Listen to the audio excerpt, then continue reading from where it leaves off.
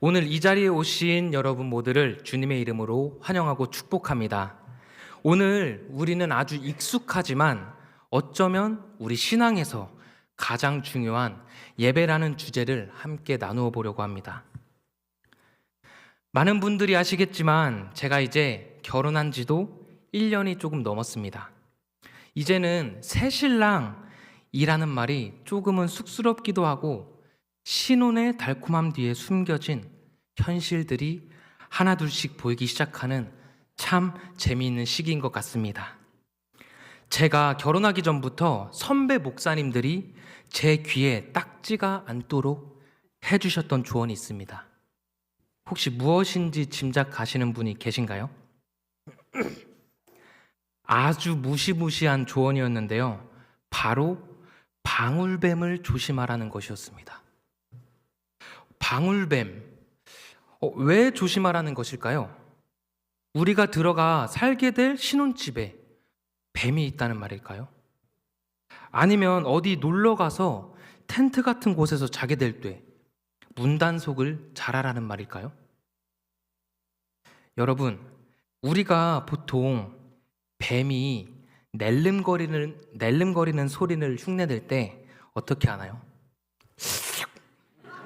하지 않습니까?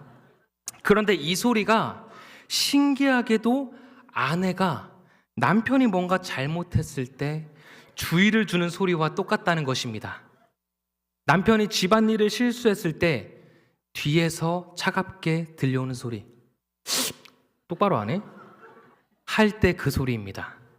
그래서 아내가 방울뱀 소리를 내기 시작하면 그때부터 긴장하고 눈치를 잘 봐야 가정이 평화롭다는 농담이었습니다. 우리 이 시간 이렇게 인사해 보길 원하는데요. 잘 좀 합시다.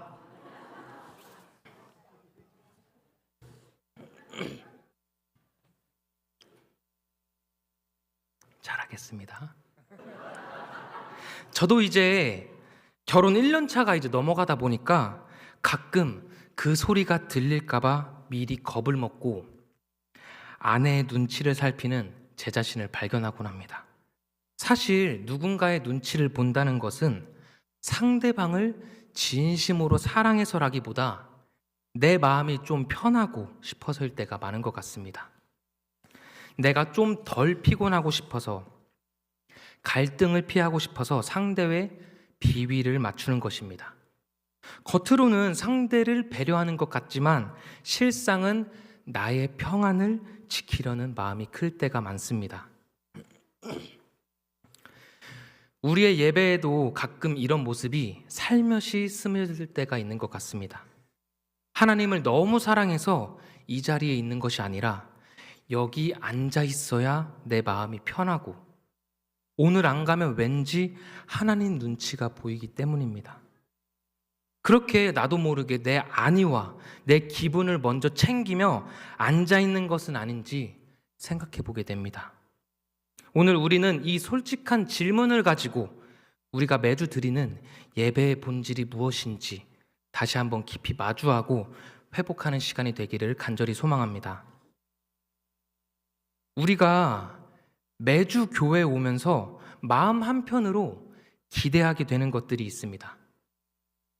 누군가는 세상에서 받은 상처를 치료받고 싶은 위로를 기대하기도 하지만 사실 우리 중 더 많은 분은 조금 더 현실적인 마음으로 이 자리에 앉아 계실지도 모릅니다.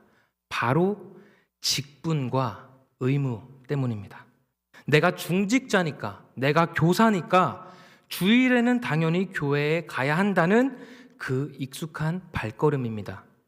오늘 안 가면 마음이 찝찝하니까, 누가 내 빈자리를 보고 뭐라고 한마디 할 것 같으니까 라는 마음이 우리를 이 자리에 데려다 놓곤 합니다. 예배를 마치 내 마음의 짐을 덜어내기 위한 숙제나 사람들의 눈치를 피하기 위한 방편으로만 여기고 계시지는 않은지 우리 스스로의 마음을 가만히 들여다보길 원합니다. 가끔 예배 드리는 중에 우리 마음속에 이런 생각이 스쳐 지나가지는 않으십니까? 오늘 찬양이 평소보다 좀 기네? 오늘 설교는 언제 끝날까? 사실 고백하자면 저도 사역자가 되기 전에는 그런 마음이 참 많았습니다. 그래서 제가 정말 주일날 기대하고 기다리며 가장 듣고 싶었던 소리가 있었습니다. 저희 아버지께서 주일날에 설교를 마치신 후 손을 들어 이제는 하고 첫 마디를 떼실 때 그 소리가 주일날 듣는 그 어떠한 소리보다도 저는 달콤하게 들렸습니다. 풀렸던 눈이 다시금 똑바로 떠지며 축 처져 있던 몸은 다시 정자세로 만들어주는 소리였던 것입니다. 여러분도 혹시 공감하시나요? 주일이라는 의무를 다하기 위해 이 자리에 있긴 하지만 정말 마음 한구석에는 이 시간이 빨리 지나가기만을 간절히 바라는 것이 우리의 솔직한 마음입니다. 그렇게 축도가 끝나고 예배당 문을 나서면서 우리는 비로소 깊은 한숨을 내쉬곤 합니다. 그래도 오늘 주일 예배라는 숙제는 다 끝냈다 라며 안도하는 것입니다. 하지만 이것은 사실 하나님을 깊이 만난 것이 아니라 내가 오늘 도리를 다했다는 자기 만족에 더 가까운 모습일 수 있습니다. 예배는 살아계신 하나님 앞에 내 존재 전체를 내어드리는 시간입니다. 그렇다면 하나님은 지금 이 시간 우리에게서 무엇을 보고 싶어 하실까요? 하나님이 애타게 찾으시는 진짜 예배는 과연 어떤 모습일까요? 그 해답이 오늘 읽은 본문에 나와 있습니다. 이 시간 함께 요한복음 4장 23절의 말씀을 읽겠습니다. 아버지께 참되게 예배하는 저들은 영과 진리로 예배할 때가 오나니 곧 이때라. 아버지께서는 자기에게 이렇게 예배하는 자들을 찾으시느니라. 아멘. 예수님은 분명히 말씀하십니다. 아버지께서는 자기에게 예배하는 자들을 찾으시느니라. 여기서 우리가 깊이 생각해야 될 단어는 바로 찾으신다는 단어입니다. 이것은 하나님께서 우리 한 사람 한 사람과 마음을 나누고 싶어 하시는 간절한 그리움의 표현입니다. 마치 명절날 자녀들이 오기만을 손꼽아 기다리며 동네 입구까지 나와 계시는 부모님의 마음인 것입니다. 부모님이 왜 대문 밖까지 나와 계실까요?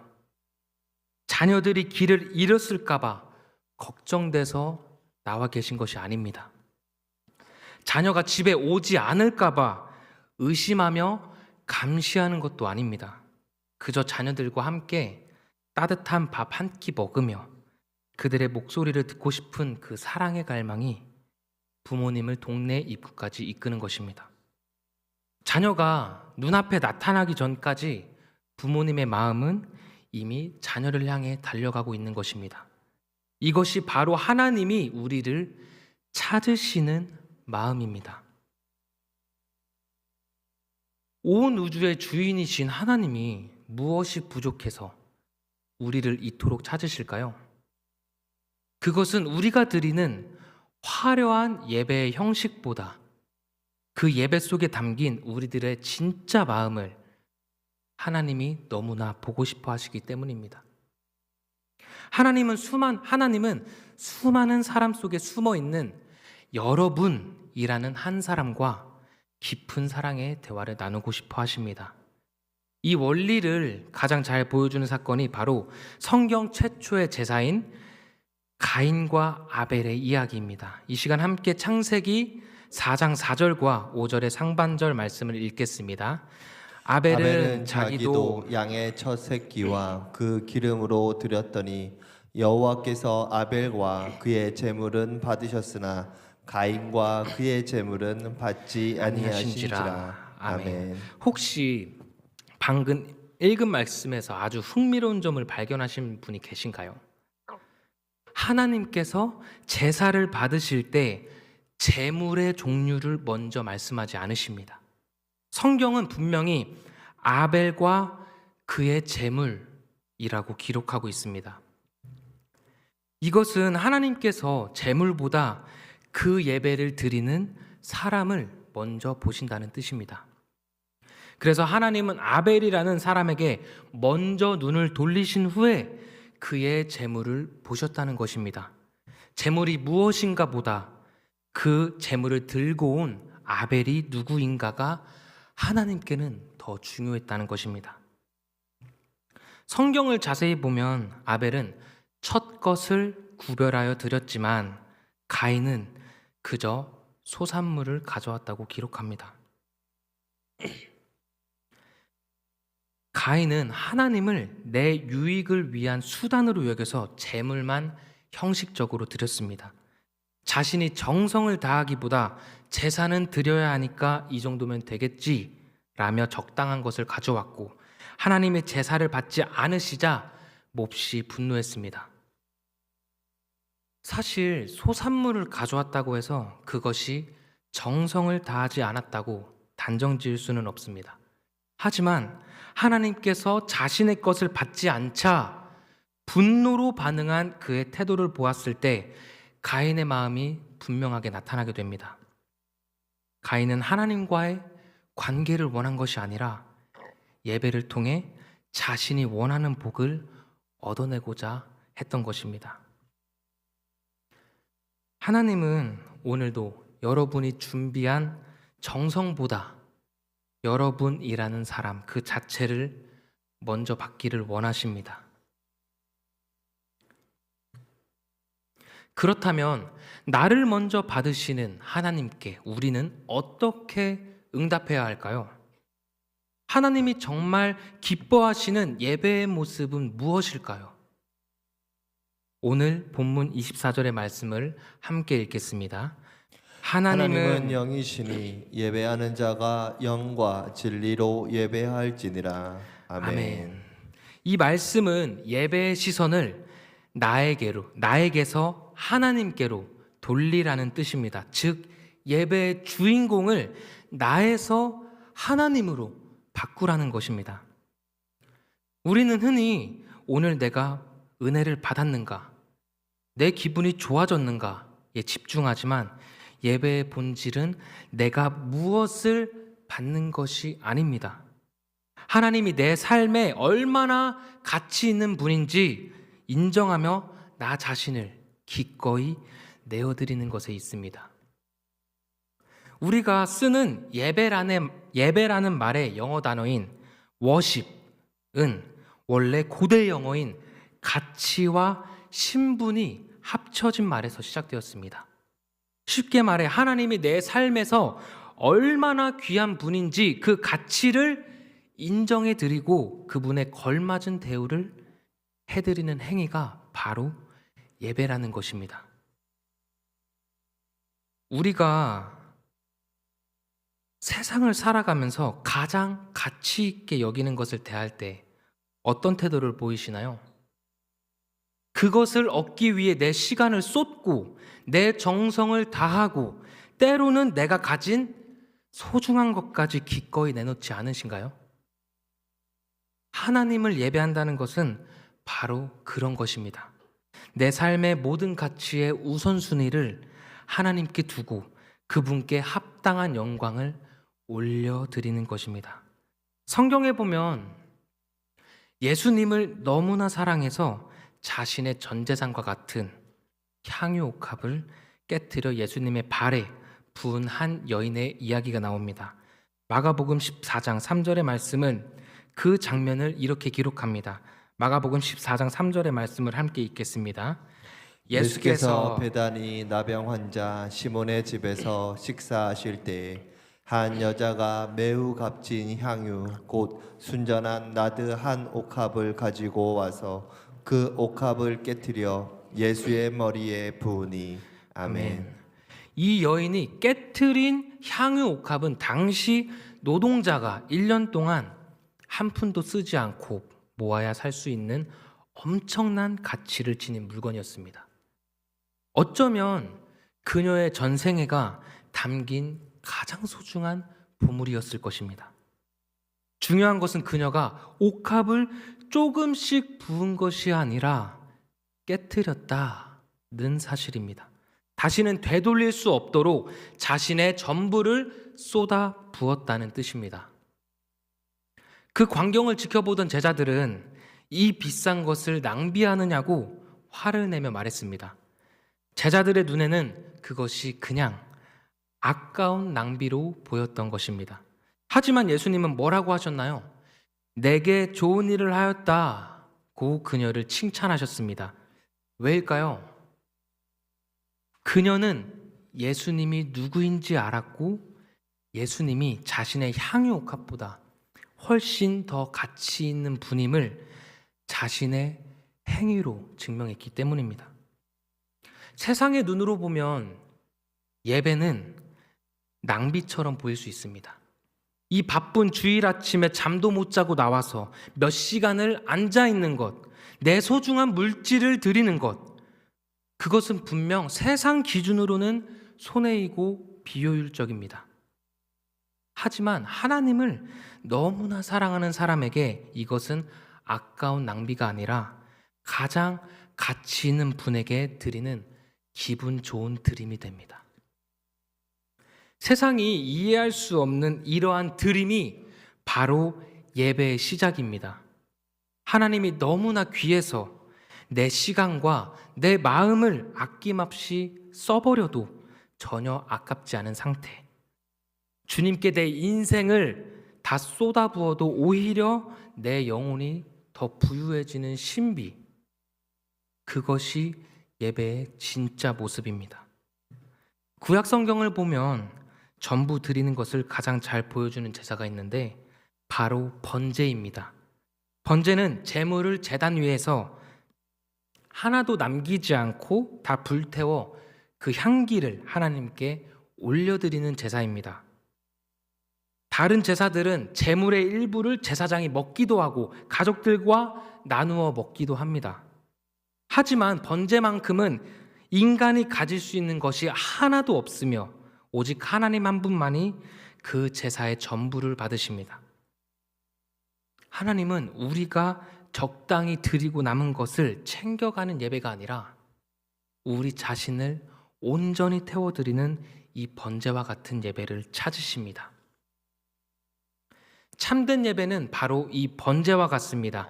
내가 위로받고 내가 무언가 챙겨가는 시간이 아니라 거룩하신 하나님 앞에서 내 고집과 내 욕심, 내 잘난 계획들을 기꺼이 불태워버리는 시간입니다. 하나님, 저는 오늘 주님의 위로를 받으러 온 사람이 아닙니다. 오히려 주님 앞에 나 자신을 드리러 온 예배자입니다. 오늘도 저는 주님 한 분만으로 충분합니다. 라고 고백하며 나를 내어놓는 것입니다. 내 자아가 사라지고 하나님의 영광만이 나타나는 시간, 그것이 바로 하나님께서 기뻐하시는 예배입니다. 그런데 여러분, 우리가 어떻게 우리 자신을 기꺼이 내어드릴 수 있을까요? 내 소중한 계획과 고집을 내려놓는 것이 어떻게 가능할까요? 그것은 의무나 두려움이 아니라 오직 사랑할 때만 가능한 일입니다. 사랑하면 계산하지 않기 때문입니다. 저에게도 그런 대상이 있는데요. 바로 제 아내입니다. 제가 결혼 준비를 할 때나 결혼하고 나서 지금까지 아내를 위해 무언가를 할 때면 저는 세상에서 가장 철저한 계산이 고장난 사람이 되었습니다.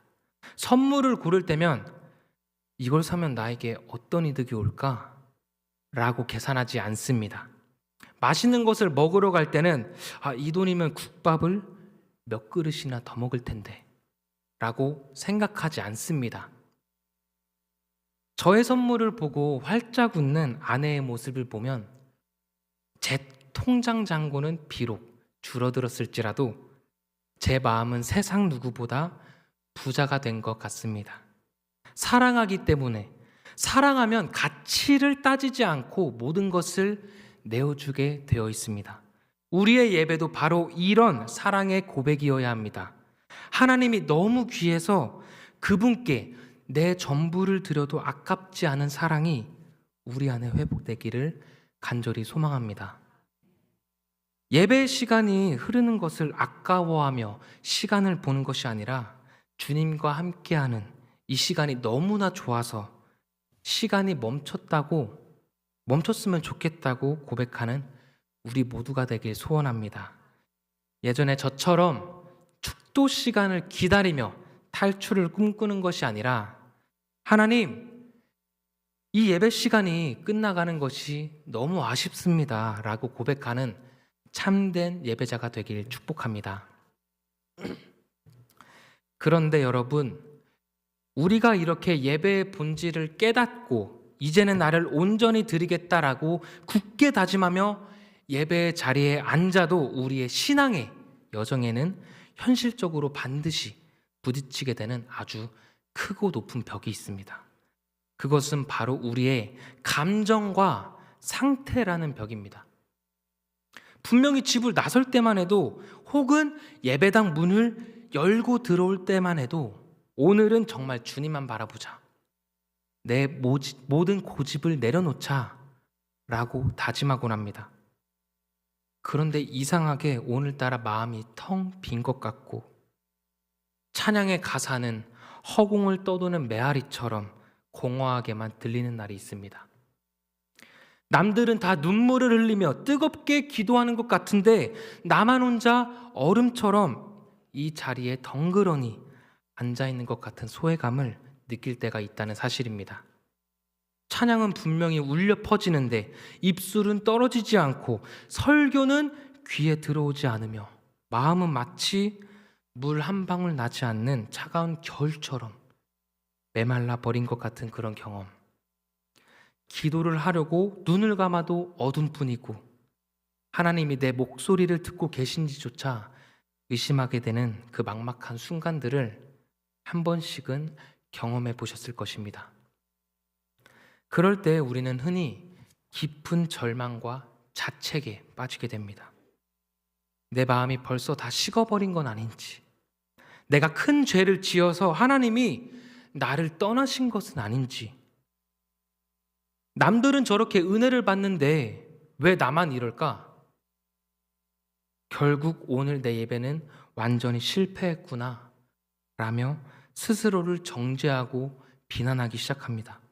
예배를 드리러 왔다가 오히려 정죄감만 가득 안고 돌아가는 상황이 일어나게 되는 것입니다. 하지만 오늘 제가 이 자리에 계신 여러분에게 꼭 전해드리고 싶은 중요한 사실이 있습니다. 아무런 감동도 느껴지지 않고 하나님의 임재가 의심되는 바로 그 순간 여러분 인생에서 가장 위대한 예배가 시작될 것입니다. 신앙의 선배들은 이런 상태를 가리켜 영적인 겨울, 하나님의 침묵이라고 불렀습니다. 시편 기자들은 하나님이 얼굴을 숨기신 것 같아 괴롭다고 울부짖었고 평생을 헌신했던 마더 테레사 수녀조차 마음속에 아무런 영적 감동이 느껴지지 않는 시간을 견뎌야 했습니다. 그러나 이것은 하나님이 우리를 버리신 시간이 결코 아닙니다. 오히려 하나님께서 우리가 은혜 받는 것에만 매달리는 신앙에서 벗어나 하나님 그분 자체를 신뢰하는 신앙으로 자라게 하시려고 허락하시는 소중한 시간입니다. 우리가 감정적으로 뜨거울 때는 사실 하나님을 예배하는 것이 아니라 하나님이 주시는 좋은 기분을 예배할 위험이 있습니다. 학창시절에 청소년부 수련회를 떠올려 보시면 마지막 날 밤 뜨겁게 찬양하고 눈물로 기도하며 주님, 제가 이제는 정말 주님을 위해 살겠습니다 라고 얼마나 간절하게 고백했겠습니까? 그때는 정말 세상 악한 것을 물리치고 앞으로 나아가며 내 마음이 오로지 주님만을 향할 것처럼 뜨겁습니다. 그런데 그 뜨거움이 얼마나 가던가요? 수련회가 끝나고 집으로 돌아와 딱 3일. 다시 예전처럼 짜증이 나고 부모님과 대화는커녕 방에 들어가 문을 걸어 잠그고 친구들과 다투는 모습을 발견하게 됩니다. 그 뜨거웠던 눈물과 결단은 금세 사라지고 다시 무너져 내리는 나를 마주하게 됩니다. 하지만 여러분, 바로 그때가 진짜 예배를 배울 수 있는 기회입니다. 수련회장의 그 뜨거웠던 열기는 하나님이 주신 선물이었지 하나님 그 자체는 아니었을 수 있기 때문입니다. 그런 감정적인 뜨거움과 위로가 사라졌을 때 비로소 우리는 나의 느낌이라는 우상을 버리고 살아계신 하나님, 그분 자체를 직접 대면할 기회를 얻게 됩니다. 내 기분이 바닥을 치고 결단이 무너져 내린 그 일상 속에서 그래도 주님은 나의 하나님이십니다 라고 고백하며 다시 무릎을 꿇는 것, 그것이 바로 감정에 속지 않는 진짜 예배자의 모습입니다. 기분이 좋아서 드리는 예배는 누구나 할 수 있습니다. 하지만 내 안에 아무런 감정이 없고 상황은 여전히 무너져 있으며 하나님의 침묵만이 가득한 그 어둠 속에서도 주님을 나의 하나님으로 고백하며 끝까지 자리를 지키는 것, 이것이 진짜 실력 있는 예배이자 하나님이 찾으시는 진정한 믿음의 예배입니다. 성경 속의 인물 중에 욥을 떠올려 보시면 욥의 삶은 그야말로 상상조차 할 수 없는 고난의 연속이었습니다. 평생 일궈온 전 재산을 하루아침에 잃어버렸고 눈에 넣어도 아프지 않을 10명의 자녀를 한순간에 모두 잃었습니다. 그뿐만이 아니라 그의 발바닥부터 정수리까지 끔찍한 종기가 나게 했다고 기록합니다. 얼마나 그 고통이 심했는지 제 가운데 앉아 질그릇 조각으로 자기 몸을 긁어내야 했습니다. 심지어 가장 가까운 위로가 되어야 할 아내마저 욥을 향해 하나님을 욕하고 죽으라며 차가운 독설을 내뱉고 돌아섰습니다. 세상 모든 것이 무너지고 소중한 사람들이 곁을 떠나갈 때 욥의 마음이 어떠했을까요?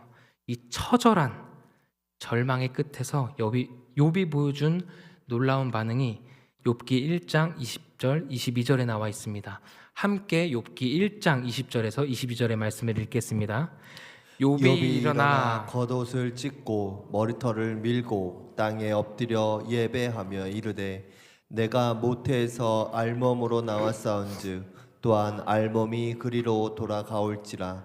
주신 이도 여호와시요 거두신 이도 여호와시오니 여호와의 이름이 찬송을 받을지니다 하고 이 모든 일에 욥이 범죄하지 아니하고 하나님을 향하여 원망하지 아니하니라. 아멘. 여러분, 이 순간 욥에게 어떤 뜨거운 감동이나 평안함이 있었을까요? 아마도 하나님이 세상에서 가장 잔인한 분처럼 느껴지는 막막함 뿐이었을 것입니다. 하지만 욥은 그 고통 가운데서도 땅에 엎드려 예배했습니다. 감정이 뜨거워서가 아니라 하나님은 어떤 상황에서도 여전히 하나님이시기에 그분께 마땅한 가치를 돌려드리기 위해 엎드린 것입니다. 이것이 바로 우리가 회복해야 할 진짜 예배의 모습입니다. 어떤 분은 오늘 찬양과 말씀 속에 유독 마음이 뜨거워지는 은혜를 경험하고 계실지도 모릅니다. 그것은 하나님이 주시는 정말 귀한 선물이며 바로 오늘 주님께서 여러분의 지친 영혼을 만져주시고 다시 일어날 새 힘을 주시는 주님의 손길입니다. 하지만 반대로 예배의 처음부터 지금까지 마음이 무겁고 아무런 감동이 느껴지지 않아 마음 한구석이 답답한 분들도 계실 것입니다. 여러분, 정말 괜찮습니다. 지금 무언가 느껴지지 않아도 하나님은 여전히 여러분과 함께 하십니다. 우리가 하나님을 느끼지 못하는 그 막막한 순간에도 주님은 우리를 단 한순간도 놓지 않고 사랑의 눈으로 바라보고 계시기 때문입니다. 하나님은 여러분이 오늘 얼마나 뜨거운 전율을 느꼈는지 혹은 얼마나 많은 눈물을 쏟아냈는지에 따라 예배의 성공과 실패를 판단하지 않으십니다. 오히려 아무런 감정이 느껴지지 않는 그 답답함 속에서 끝까지 자리를 지키고 계신 여러분의 그 정직하고 무거운 발걸음을 하나님은 세상 그 어떠한 화려한 예배보다 더 보석처럼 귀하게 여기십니다. 예배는 나의 감정을 확인하는 시간이 아니라 하나님의 변함없으심을 확인하는 시간입니다. 내가 느끼든 느끼지 못하든 하나님은 여전히 선하십니다. 내가 은혜를 받았다고 생각하든 그렇지 않든 하나님은 여전히 여러분을 사랑하십니다. 그리고 하나님은 여전히 이 예배의 자리에 우리와 함께하고 계십니다. 우리의 감정은 수시로 변합니다. 그러나 우리가 믿는 하나님은 어제나 오늘이나 영원토록 동일하신 분이십니다. 그 어떤 감정도 그 어떤 상황에도 결코 여러분을 포기하지 않으시는 하나님의 변함없는 사랑임을 믿는 모든 성도님들이 되시길 소망합니다. 오늘 이 자리에 머문 여러분의 마음이 실은 하나님이 그토록 찾으시는 참된 예배의 시작임을 기억하시길 바랍니다. 이제는 느낌에 속는 것이 아니라 느낌을 의지하지 말고 오직 주님만을 의지하며 나아가시길 원합니다. 아무것도 느껴지지 않는 그 어둠 속에서 오직 하나님 한 분만을 우리의 구세주로 인정하며 끝까지 자리를 지키는 여러분 모두가 이 시대의 가장 위대한 예배자가 되시기를 예수님의 이름으로 간절히 축복합니다.